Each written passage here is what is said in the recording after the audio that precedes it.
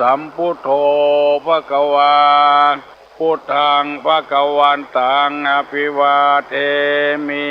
กราบสวากขาโตภควตาธัมโมธัมมังนัมสสามิกราบสุปฏิปันโนภควโตสาวกสังโฆสังฆังนะมามิกราบ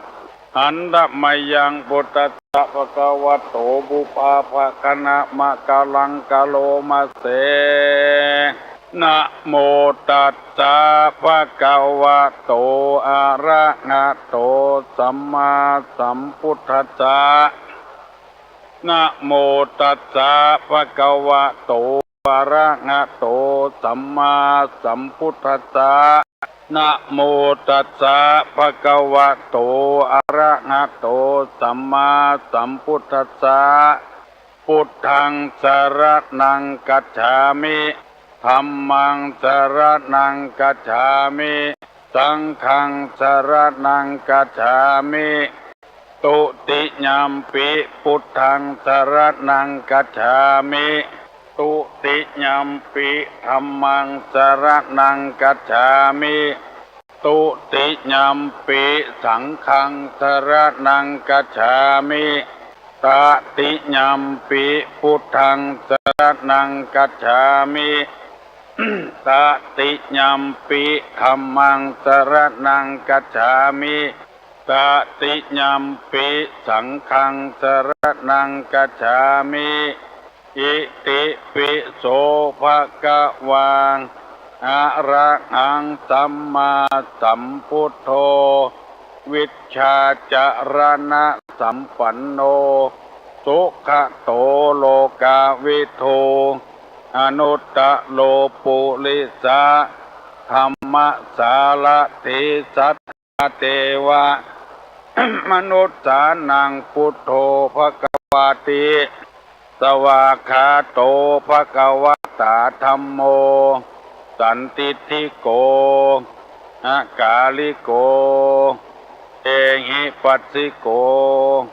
โอปนะยิโกปัจจตังเวทิตโพวินยูหิติสุปฏิปันโนภควโตสาวกสังโฆ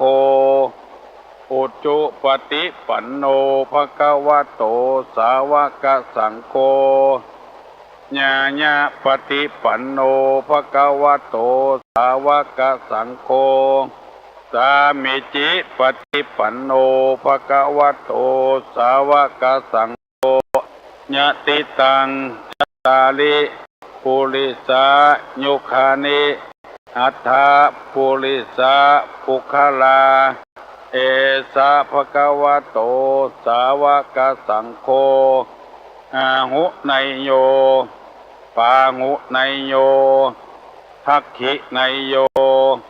อัญชริกาลนิโยอนุตตะลังปุญญเขตังโลกัสสาติกราบหนึ่งกราบสองกราบสามโอ้สบายใจแล้วเนาะได้ไหว้พระพุทธพระธรรมพระสงฆ์โดยตุลุงแน่นอกแน่นใจวันนี้จะได้นำเอากรรมบักเก่ามาเล่าให้พี่น้องทั้งหลายฟังรับรองว่าไผ่บ่เคยได้ฟังกำเพื่อกรรมบักเก่าสุภาษิตเพิ่นไว้ว่าแม่น้ำบ่มีฝายเข้าจังตายแดดแม่น้ำบ่มีฝายเข้าจังตายแดดกรรมบ้านเฮาว่าฝายกรรมภาษาไทยกลางว่า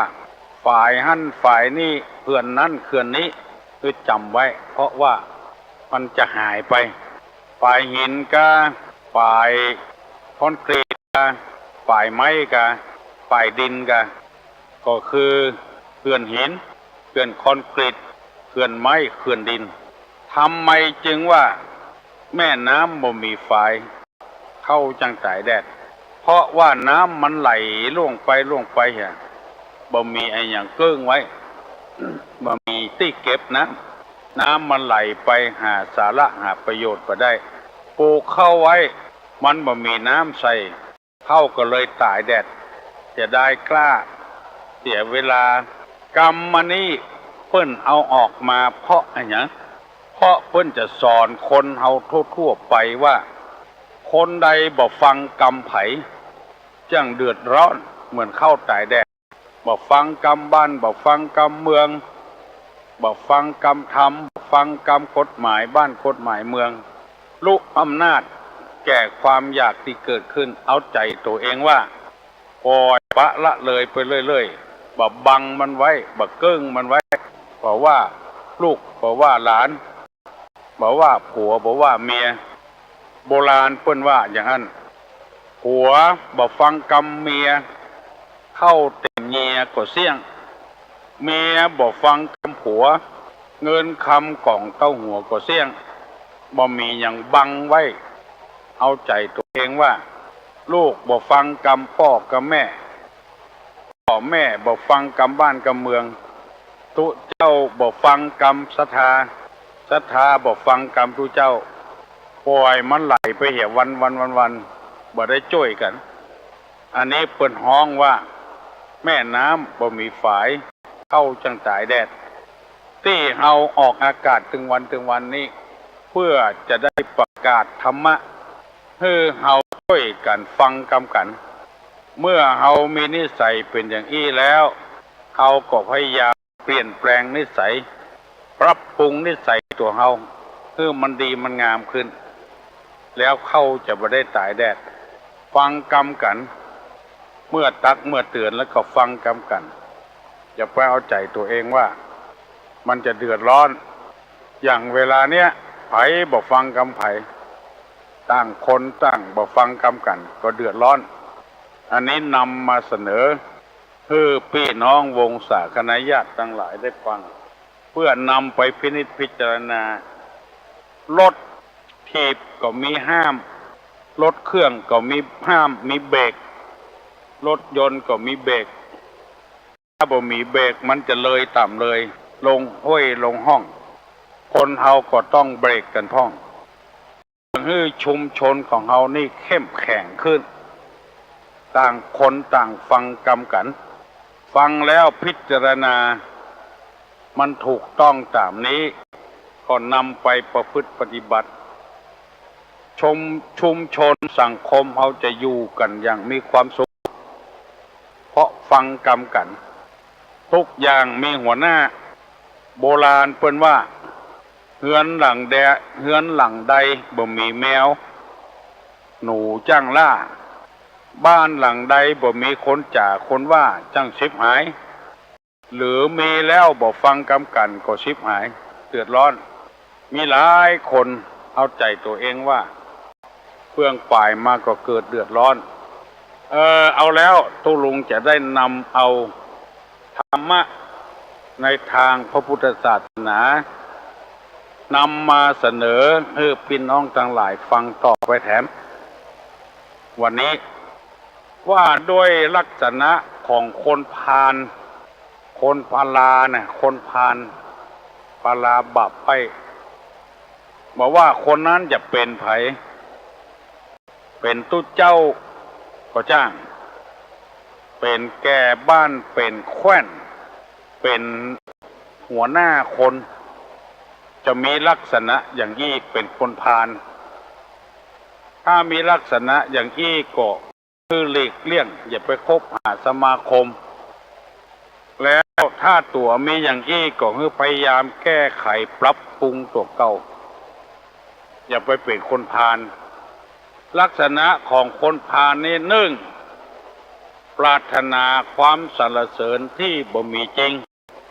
สองปรารถนาความห้อมล้อมในหมู่เพื่อนชั่วสามปรารถนาความเป็นใหญ่ในที่อยู่สี่ปรารถนาบูชาในตระกูลของคนเหล่าอื่นห้าปรารถนาให้คนเข้าใจในกิจที่คนอื่นทำว่าเป็นของตัวหกปรารถนาให้คนอื่นอยู่ในอำนาจของตนผู้เดียวอันนี้ลักษณะของคนพาล หนึ่งปรารถนาความสรรเสริญที่บ่มีจริงไม่มีจริงสองปรารถนาความห้อมล้อมในหมู่คนชั่วสามปรารถนาความเป็นใหญ่ในสถานที่สี่ปรารถนาการปูจาในตระกูลของคนเราอื่นห้าปรารถนาให้คนเข้าใจคิดที่คนอื่นทำว่าเป็นของตัวหกปรารถนาให้ผู้อื่นอยู่ในอำนาจของตัวผู้เดียวหกข้อเนี่ยเป็นนิสัยของคนพาลลักษณะของคนพาลเพราะว่าจะเป็นภัยก็ตามด้วยเป็นหัวหน้าคนเป็นลูกน้องคนพ่อคนเป็นแม่คนเป็นแก่บ้านเป็นกำนันเป็นเจ้าอาวาสเจ้าคณะเวลานี้จะได้อธิบายให้พี่น้องทั้งหลายได้แจ่มแจ้งเข้าใจข้อหนึ่งปรารถนาความสรรเสริญที่ไม่มีจริงใครให้เพื่อนสรรเสริญตัวเองในของที่บุมีเพื่อนอวดตัวเองในทางที่บุมีก็ชอบอันนี้คือคนพาลบัดใจของมันสักน้อยของคนอื่นปุ่นมันชอบว่าเป็นของมันอันนี้คือจำไว้เงินของเปิ้นบัดใจเงินตัวอยู่ในกระเป๋าให้เปิ้นบอกว่าอันเนี้ยเงินของมันให้นาสาโทของคนอื่นคนอื่นจี้ว่าเป็นของมันชอบรถยืมของเปิ้นมาเอามาขี่แล้วมีคนอื่นบอกว่ารถของมันชอบอันเนี้ยของที่บ่มีความจริงแล้วมันชอบใจแม่นบ่แม่นหัวเก่งบ่เก่งหมูว่ามันเก่งอันนี้ลักษณะของคนพาลปรารถนาความสรรเสริญที่ไม่มีจริงโจทย์เอาไว้เนอะจำเอาไว้ของใดที่มันบ่ใช่ของเฮาบ่ใช่ของจริงแล้วว่าเป็นของเฮาแล้วก็ชอบเพื่อเพิ่นอวดอันนี้คือลักษณะของคนพาลทุกเจ้าอยู่วัดอยู่วาเพิ่นแปลงไว้แล้วเพิ่นสร้างไว้แล้วคนใดคนหนึ่งมาบอกว่าโอ้อันนี้ของหลวงพ่อองค์นี้เนี่ยสร้างชอบใจเนี่ยคือรู้สึกว่าตัวเองกำลังเป็นคนพาลของคนพาลสองปรารถนาความห้อมล้อมของคนชั่วคือคนบดีบดักมาเป็นบริวารของตัวห้อมล้อมคนชั่วคนดีๆบักกล้าพอเข้าใกล้คบหาสมาคมไปคบคนชั่วพุ่นเพื่อจะเป็นเกราะป้องกันตัวเองที่จะนำความเจริญรุ่งเรืองในทางที่บดีมาสู่ตัวไปเอาคนที่อู้เก่งๆอย่างเก่งๆเอามาเป็นบริวารของตัวแล้วเอาไปว่าหรือเพื่อนหมู่นี้เป็นต้นอันนี้ฮ้องว่าคนพาลเพราะหาเรื่อง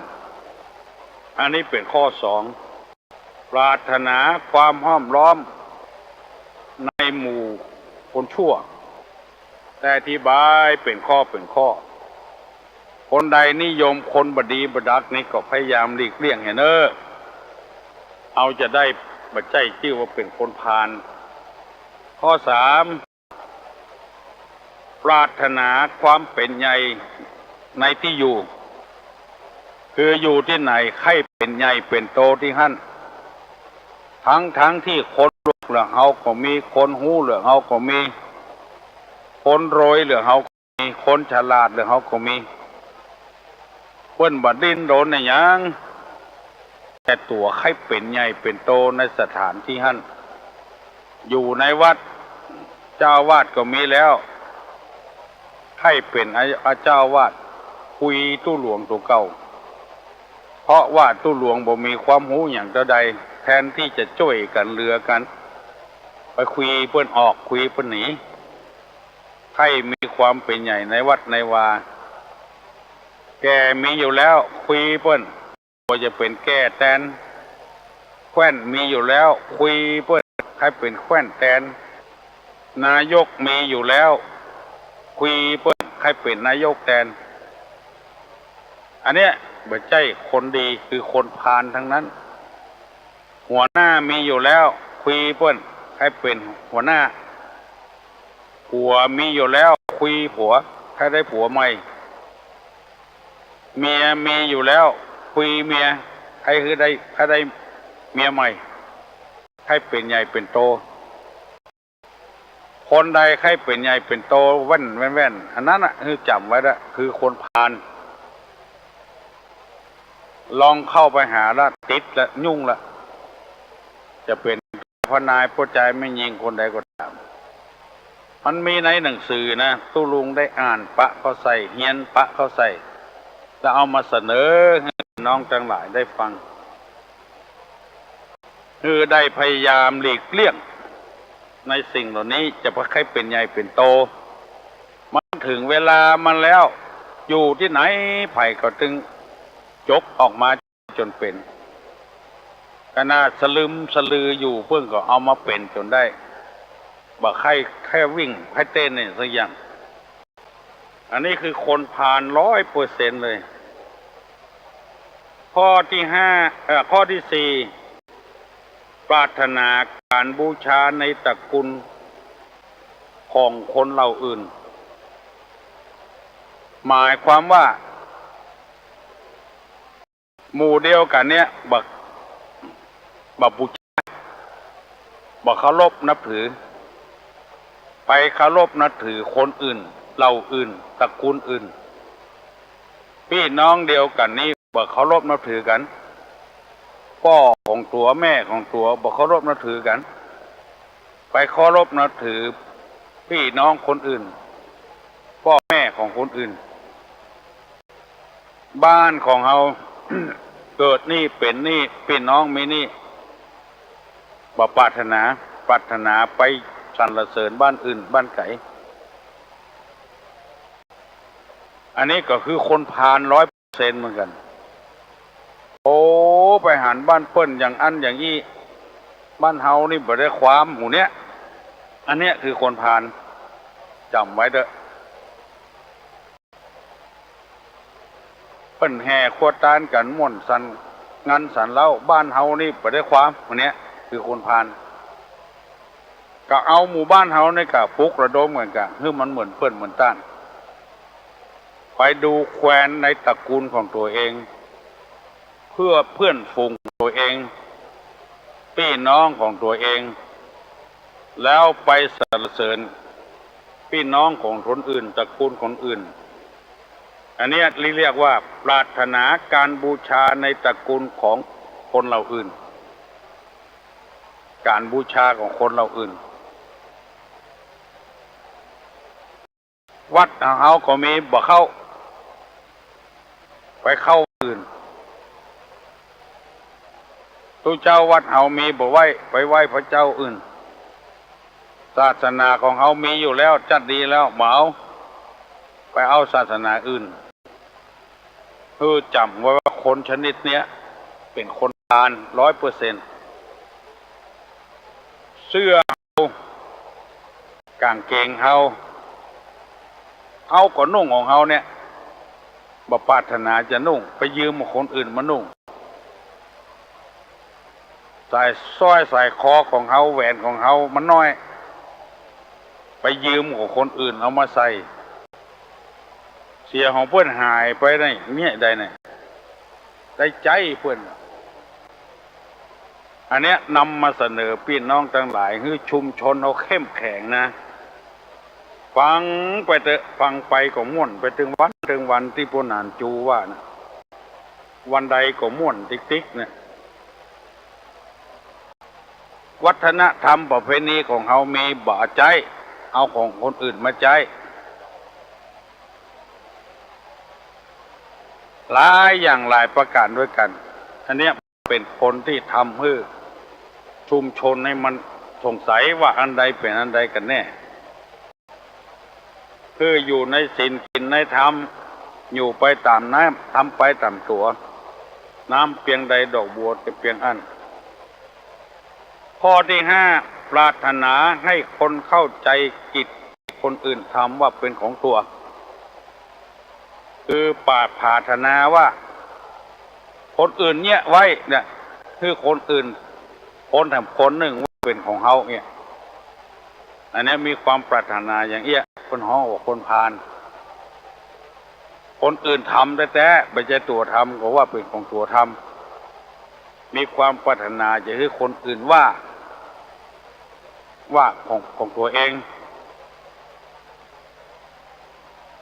บางคนนี่เฮียนแบบตุลุงเอาไปเตะเจาะให้คนอื่นสรรเสริญว่าเตะม่วนบ่ได้เอาหอกไผ่มาเตะขึ้นเอาคนเดียวอย่างหมูนี้เป็นต้นคล้ายๆกับลบหลู่บุญคุณของคนอื่นคนอื่นทำว่าเป็นของตัวอันนี้ก็คงจะเข้าใจดีแล้วเนาะปรารถนาให้คนเข้าคนอื่นทำว่าเป็นของตัวเองนี่แปลงที่ไหนแปลงบ้านเนี่ยเพื่อนมาพอไปใช่มีสักอย่างอันนี้เป็นคนพาลข้อที่6ปรารถนาให้ผู้อื่นอยู่ในอำนาจของตนผู้เดียวอันนี้ก็คงจะหูเข้าใจละใครฮือเปิ้นฟังตัวคนเดียวใครฮืออยู่ในอำนาจของตัวเองคนเดียวทั้งที่ทำไปบ่ถูกบ่ต้องอย่างสักอย่างแต่ยังใครฮือเปิ้นว่าเป็นของตัวเองอยู่ถึงหมดเนี่ย6 ข้อเนี่ยเปิ้นว่าเป็นลักษณะของคนพาลลักษณะของคนพาลใครถ้ามีนิสัยอย่างอี้ก็พยายามเลิกแล้วตุลุงก็บ่ได้ว่าเฮือไผคนใดคนหนึ่งเน้อว่าไปตามธรรมที่ได้ศึกษาเราเรียนมาแล้วก็คนใดได้ฟังแล้วจะเอาไปอย่าไปเอาไปโยนให้คนอื่นเน้อเพิ่งตุลุงว่าแต่หมอนั้นหมอนี้อย่างอี้แต่จะไปเอาไปโยนถึงหมดกันมี6 ข้อลักษณะของคนพาล1ปรารถนาความสรรเสริญที่บ่มีจริง2ปรารถนาความห้อมล้อมของหมู่คนชั่ว3ปรารถนาความเป็นใหญ่ในท้องถิ่น4ปรารถนาในการบูชาตระกูลของคนเราอื่น5ปรารถนาให้คนเข้าใจคิดที่คนอื่นทำว่าเป็นของตัว6ปรารถนาให้ผู้อื่นอยู่ในอำนาจของตัวผู้เดียว ทั้งที่ตัวทำผิดเนี่ยอย่างเพิ่นหูอยู่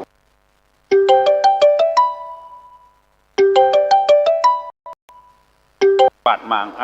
อำนาจบาดใหญ่อยู่ถึง6 ข้อเนี่ยเป็นลักษณะของคนพาลได้นำมาเสนอพี่น้องทั้งหลายเพื่อได้สดับรับฟังกันกูเจ้าเฮาจะได้เป็นคู่เป็นคนที่มีคนเคารพนับถือสักการะบูชาคนถามหาอยู่แล้วมีความสุขบานหวานใจพี่น้องทั้งหลายคนเฮายังบ่เข้าใจในการกินการทานถึงวันเกิดจำนวนมากทุลุงแค่ขอนำมาเสนอพี่น้องทั้งหลายบางคนก็มาบ่นมาเดือดว่าทานก็ทานแต่ทานว่าอันนั้นก็เอาอันนี้ก็เอาไปไว้เผียที่ไหนที่เบาเกิดป่วยขึ้นมาบุญนั้นยังมารักษาพ่องทำมือน้อยอกหมองใจเนี่ยให้คนบ่ให้กินแค่ทานขอให้พี่น้องศรัทธานาบุญทั้งหลายลูกหลานทั้งหลายน้องนุ่งสูงซองทั้งหลายฟังไปถึงวันเนี่ยได้กำลังอกกำลังใจจากก็ออกไม่ออกก็จะพยายามมาถึงวันกูเจ้าถ้าใครมือดีแต่ก็พยายามตั้งใจฟังและเฮาได้ความรู้ความฉลาดได้ปรับปรุงแก้ไขตัวเก่าเฮาให้ดีนักขึ้นต่ออยู่ดีมีสุขอายุมั่นขวัญยืนหิมาขึ้นมีโชคมีลาภผู้คนยกมือไหว้ตุลงจะปอนสัพปีติโยวิวัจจันตุ